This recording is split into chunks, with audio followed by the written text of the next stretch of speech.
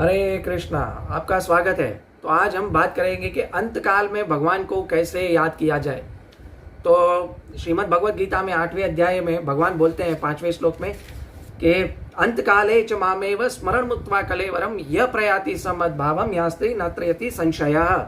यानी जो जीवन के अंत में शरीर त्यागते समय मुझे याद करता है तो वो निश्चित रूप से मेरे स्वभाव को प्राप्त करता है और उसमें कोई संदेह नहीं है। तो अंतकाल में हम भगवान को कैसे याद करें। तो बहुत सारे लोग बोलते हैं कि अंतकाल में भगवान को याद कर लेंगे, सामने भगवान का नाम लिख लेंगे और भगवान को याद कर लेंगे। लेकिन क्या भगवान को याद करना इतना सरल है? भगवान को अंतकाल में याद करना एक्चुअली इतना सरल नहीं है। लेकिन आज हम आपको बताएंगे कि भगवान को अंतकाल में याद कैसे किया जाए। ठीक है। तो बहुत सारे लोग बोलते हैं कि अंतकाल में भगवान को बहुत ही इजीली याद कर लेंगे हम। तो लेकिन मैं आपको बता दूं कि जब ये व्यक्ति मरणासन पे होता है, जब भी उसका अंतिम समय आता है, तो वो उसमें उसके शरीर में बहुत सारी पीड़ा होती है। शास्त्रों में यहाँ तक बताया गया कि असंख्य बिच्छू उसके शरीर को काट रहे होते हैं, ऐसी पीड़ा होती रहती है। गला रुंध जाता है, यानी गले से आवाज नहीं निकलती है। तो वो मन और बहुत सारी चीजों को सोचने लगता है। एक्चुअली मन वही सोचता है जो आपने पूरे अपने लाइफ स्पैन में किया है, वही सोचने लगता है। तो अंतकाल में भगवान को याद कैसे करें? जैसे कि कोई व्यक्ति, कोई स्टूडेंट है, स्कूल में पढ़ता है, तो उसका फाइनल एग्जाम क्या होता है? फाइनल एग्जाम होता है 3 घंटे का। तो वो सिर्फ 3 घंटे मेहनत नहीं करता है, वो मेहनत करता है, पूरा साल मेहनत करता है, तभी जाके वो उत्तीर्ण होता है। और जो है मृत्यु जो है वो एक सरप्राइज टेस्ट है। आप देखें स्कूल और ट्यूशन में जो व्यक्ति लोग जाते हैं, जो स्टूडेंट्स जाते हैं, तो उनका जब भी सरप्राइज टेस्ट लिया जाता है तो उनमें ऐसा ही स्टूडेंट पास होता है जो पूरा हर समय पढ़ाई कर रहा होता है ना। हर समय जो पढ़ाई करता है वही सरप्राइज टेस्ट में आगे बढ़ता है। तो मृत्यु भी एक जो है वो सरप्राइज टेस्ट है। तो मृत्यु को आगे, मृत्यु के समय हमें भगवान को याद करने के लिए हमें क्या करना पड़ेगा? पूरा जीवन हमें भगवान का नाम याद कर लेना पड़ेगा। जैसे हरे कृष्ण कृष्ण कृष्ण हरे हरे, हरे राम राम राम हरे हरे, ये जाप 16 माला जाप या उससे ज्यादा जाप करना, भगवान का नाम का जप का, पवित्र नामों का जप हमेशा करना रहता है। तो ही हमें सामने जो है भगवान श्री कृष्ण हमें अंतकाल में याद आएंगे। और अदरवाइज हम पूरे जीवन में जो कुछ किया वो याद आएगा। और a fraction of a second मिलता है हमें भगवान को याद करने के लिए। तो जैसे आपने देखा होगा कि स्टूडियो में फोटो खिंचवाने जाते हैं, तो फोटो खिंचवाने जाते हैं तो आपको बोलेगा कि स्माइल प्लीज, और आपने स्माइल नहीं किया, आपने कुछ और किया, तो फोटो बिगड़ गई। तो फोटो बिगड़ गई तो उसमें फोटोग्राफर की गलती नहीं है, उसमें गलती है जिसने फोटो खिंचवाया उसकी, क्योंकि उसने जैसा पोज दिया वैसा फोटो आएगा। तो उसी तरह अगर हम भगवान का नाम पूरी जिंदगी लेंगे, ठीक है, तो हमें अगली योनि, जैसे एंड टाइम में हमें भगवान का नाम लिया तो हम भगवान का भगवत धाम के जाएंगे।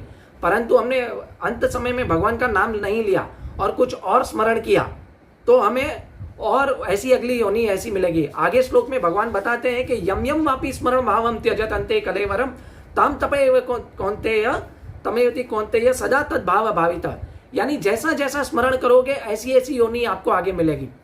तो मान लीजिए किसी ने किसी सेक्स की इच्छा की, किसी ने, या किसी व्यक्ति ने मरते समय संभोग की, किसी स्त्री के साथ संभोग की इच्छा की, तो अगले जन्म में वो कुत्ता पैदा होगा। किसी ने बाल परिवार का चिंतन किया तो अगले जन्म में वो सुअर बनेगा। क्यों?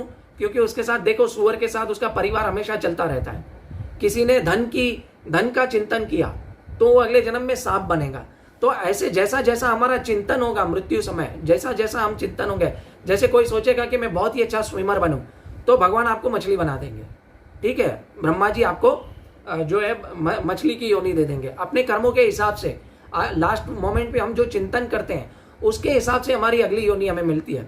तो हमें भगवान का जो स्वरूप है, जो भगवान बोलते हैं मेरे जैसा स्वरूप प्राप्त होता है, इसमें रंच मात्र भी संदेह नहीं है। यानी आप चाहे आपको यमदूत ना लेने आके आपको जो है विष्णुदूत लेने आए, तो आपको पूरी लाइफ भगवान के नाम का जप करना होगा, भगवान के बारे में श्रीमद् भगवद गीता, श्रीमद् भागवतम पढ़ना होगा, भगवान के गुण रूप लीला आदि का स्मरण करना होगा। इसलिए भगवान आगे बताते हैं, आगे वाले श्लोक में, अभ्यास योग युक्तेन चेतसा न अन्यगामिना परमम पुरुषम दिव्यम पार्थानुचिंतयन्, यानी मेरा स्मरण करके अपना मन निरंतर मुझ में लगाओ और भगवान के रूप में लगाओ और मेरा ध्यान करते हुए मुझको अवश्य ही प्राप्त होगे। यानी अगर हम, जैसे मैंने आपको स्कूल का एग्जाम्पल दिया, जो व्यक्ति स्कूल में है ना बराबर पढ़ाई कर रहा है तो उसको अंत समय में क्या होगा कि वो भगवान को हमेशा प्राप्त कर सकेगा। अगर वो है ना वो है ना जो है सरप्राइज टेस्ट में पास होगा, जो व्यक्ति स्कूल में अच्छी तरह से पढ़ाई करता है। इसी तरह अगर हम भगवान का पूरी लाइफ अच्छे तरीके से भगवान का नाम जप कर रहे हैं बिना ऑफेंस, तो हमें अंत समय में भगवान ही याद आएंगे और हमें विष्णु दूत याद लेने आएंगे, तो हम इस जन्म मृत्यु के चक्कर से छूट पाएंगे।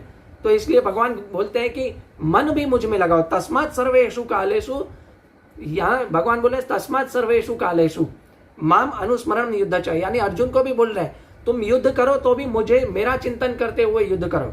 इससे क्या होगा कि तुम हारोगे भी या जीतोगे भी, तुम उस फल के बंधन में नहीं पहुंचोगे।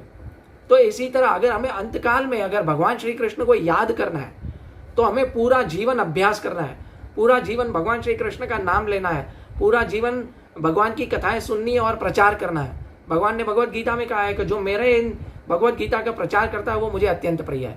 तो इसीलिए हमें अभ्यास करना पड़ेगा, किसी भी वस्तु में एक्सपर्ट बनने के लिए हमें अभ्यास करना पड़ता है, ठीक है। तो उसी तरह से हमें, अगर आप चाहते हैं कि भगवान अंतकाल में हमें मृत्यु के समय याद आए, तो हमें सबसे हमेशा हमेशा भगवान का नाम का स्मरण करते रहना चाहिए। हरे कृष्णा। ये मैंने आपको बहुत ही शॉर्ट में बताया, तो कृपया आप इस चैनल को सब्सक्राइब करें, आइकन बेल दबाएं ताकि बहुत से ज़्यादा लोगों तक ये मैसेज पहुंचे। हरे कृष्णा।